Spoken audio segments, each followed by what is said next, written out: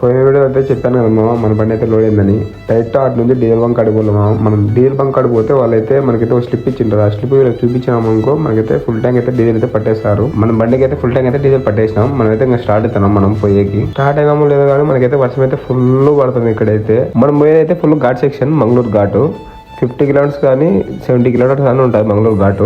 ఘాట్ చూడండి మామ, ఘాట్ మధ్యలో ఎంత బాగుందో వ్యూ పాయింట్, అదిరిపోయింది కదా.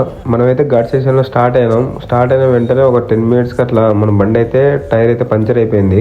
టైం అయితే 8 అవుతుంది నైట్. టైర్ కి అయితే పంచర్ అయితే వేపిస్తున్నాం. మనమైతే టైర్ అయితే పంచర్ అయితే వేసినారు. మనమైతే జాక్ అయితే దింపేసి ఇంకా మనమైతే టైర్ అయితే ఫిట్ చేసుకోవాలా. మనమైతే మిషన్ అయితే టైర్ అయితే ఫిట్ చేయించినాం. నైట్ అంతా తోలి మార్నింగ్ కర్ణాటక బార్డర్ కాడ ఆపేసినాము. టైర్ లో చెక్ చేసుకొని ఇంకా టిఫిన్ తిని మళ్ళీ అయితే మనం స్టార్ట్ అయినాం.